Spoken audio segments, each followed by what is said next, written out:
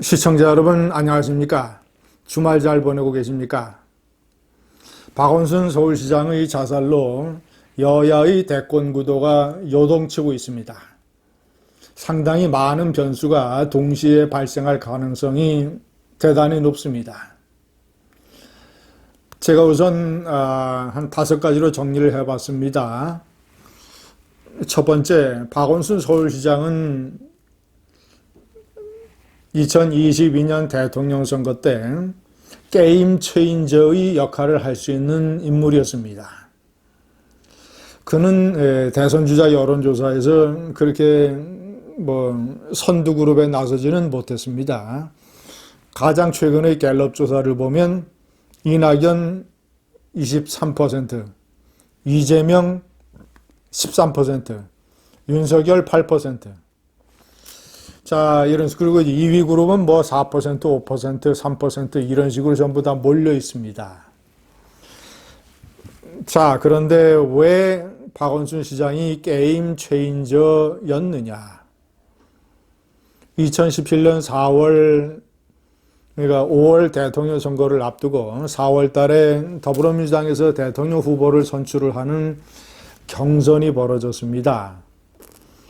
자, 그때 1등을 문재인 후보가 53%, 2등을 안희정 후보가 21.5%, 3등을 이재명 후보가 21.3%.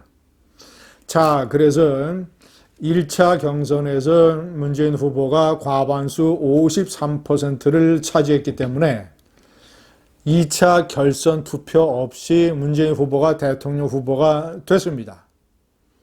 자, 그런데 만약 박원순 서울시장이 출마했다면 수도권에서 많은 표를 가지고 갔을 터이니 문재인 후보가 과반수 득표를 하는 일이 없었을 것입니다. 당시 문재인 후보는 수도권에서 60% 넘는 득표를 했습니다. 그 중에 상당 부분을 박원순 후보가 가지고 갔다면 1차에서 과반수 후보는 나타나지 않고 결선 투표에 들어갔을 것입니다. 자, 그러면 박원순 서울, 이재명 경기, 이재명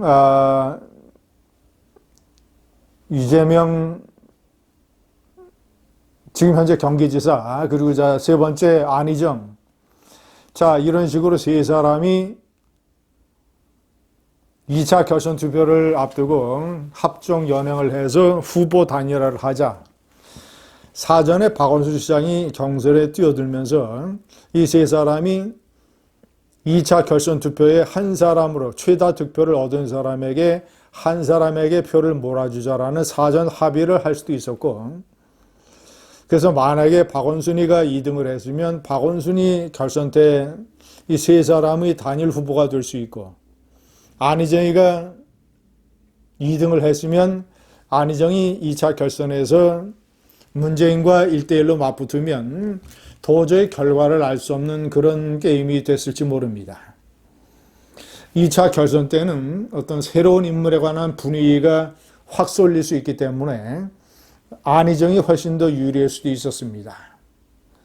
그래서 박원순이라는 게임 체인저가 2017년 민주당 당내 경선에 출마하지 않은 것은 문재인으로서는 하늘이 내린 축복이었습니다. 그래서 당시 정치권에서는 문재인, 박원순 밀약이 돌았습니다. 자, 첫 번째, 이번에 경선에 출마하지 않는 조건으로 다음 대통령 선거 때 나를 밀어준다. 두 번째, 문재인 대통령이 재임을 하게 되면 박원순 서울시장의 서울시 정책을 적극적으로 서포트해준다. 자, 이러이러한 사전 밀약이 있었던 것 아니냐라는 정치권의 추측과 분석이 있었습니다. 이런 게임 체인저. 그러니까 박원순 시장이 이제 9년이나 서울시장을 했기 때문에 3선이 마지막이기 때문에 이제 어차피 2022년 대통령 선거와 2달 후에 이 지방 선거가 열리는데 어차피 박원순 시장은 서울시장에 다시 출마를 못하니까 박원순 시장은 결과가 어떻게 되든 민주당의 대통령 당내 경선에 출마했을 가능성이 대단히 높습니다. 자, 그러면 이낙연, 그리고 이번에 당대표 경선에 출마를 했지만 떨어질 것이 확실한, 이낙연에게 패배할 것이 확실한 김부겸, 박원순 서울시장, 그리고 만약에 이재명이 현재 여론조사 2위를 하고 있습니다. 제가 3번에 표시를 해놨습니다만은 만약에 이재명이가 대법원 판결에서 파기환송심, 그러니까 경기지사직을 잃지 않을 그런 찬스가 생기게 된다면, 자, 이재명이 출마를 하죠. 그럼 벌써 4사람입니다. 또 다른 예를 들자면 김두관, 또 다른 사람, 예를 들자면 정세균, 추미애, 벌써 한 5, 6, 7명이 출마를 할 수가 있습니다. 자, 그러면 아무리 이낙연이 대세론이 있다 하더라도 1차 경선에서 이낙연이 과반수를 차지할 가능성은 대단히 낮아집니다. 자, 박원순이 서울에서 표를 많이 가지고 가죠. 이재명 경기지사가 역시 수도권의 맹주로 떠오르고 있죠. 자, 그리고 경상도 표는 김부겸이가 어느 정도 또 가져갈 수 있죠. 자, 정세균이 출마를 하면 호남표가 갈릴 수가 있습니다. 자, 추미애가 출마를 하면 여성표의 일부를 또 잠식할 줄 모릅니다. 이러면 박원순이 출마를 하게 되면 박원순이 게임 체인저로서의 역할을 또 할 수 있다. 그래서 2차 결선 투표에 나가는 사람 중에서 이낙연을 제외하고 2등에게 표를 몰아주자.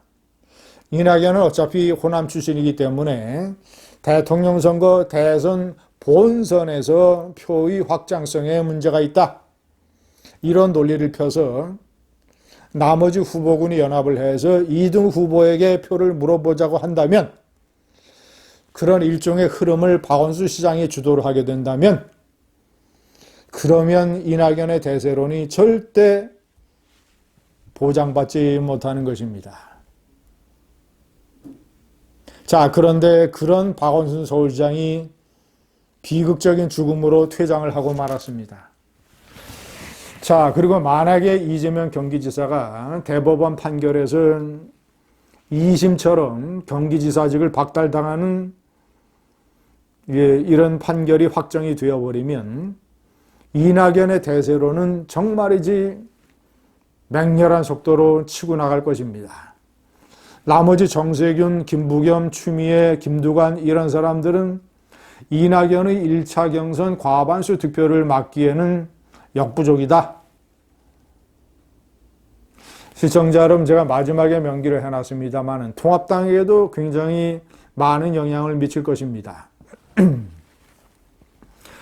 민주당에서는 이번에 보궐선거에 당선되는 서울시장, 만약에 당선된다면 그런 서울시장이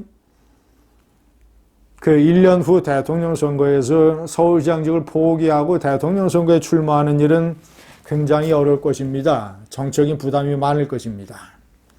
그러나 미래통합당은 야당이기 때문에 만약에 이번에 어떤 스타가 서울시장 공천을 받아서 만약에 서울시장 선거를 9년 만에 탈을 한 후에 오게 된다면 그 사람은 우파의 스타가 될 것이며, 그 사람이 우파의 스타가 되면 1년 만에, 1년도 채 못 되는 기간에 서울시장을 그만두고 대통령 선거에 출마를 한다고 해서 이것을 막을 사람은 없을 것입니다. 상대적으로 미래통합당 야당은 정적인 부담이 작습니다. 자, 그렇다면 지금 거론되는 인물 중에서 예를 들어서 안철수, 오세훈, 나경원, 홍정욱, 박진, 이러한 인물들 중에서 극적으로 이번 서울시장 선거를 9년 만에 탈환을 해오게 된다면 그는 우파의 스타가 될 것이며 그가 사양한다고 해도 서울시장 그만두고 대통령 후보 경선에 나서라고 할 수도 있습니다. 만약에 윤석열 검찰총장이 내년 7월 임기 이전에 이 여권 세력과의 갈등으로 검찰총장을 물러나게 되고 내년 4월 보궐선거에 서울시장 후보 경선에 출마할 수 있게 된다면 그가 만약에 서울시장 후보가 된다면 그리고 정말 기적적으로 서울시장에 당선이 된다면 그 또한 제가 조금 전에 말씀드린 대통령 선거로 이어질 수 있는 우파의 스타가 될 수 있습니다. 감사합니다.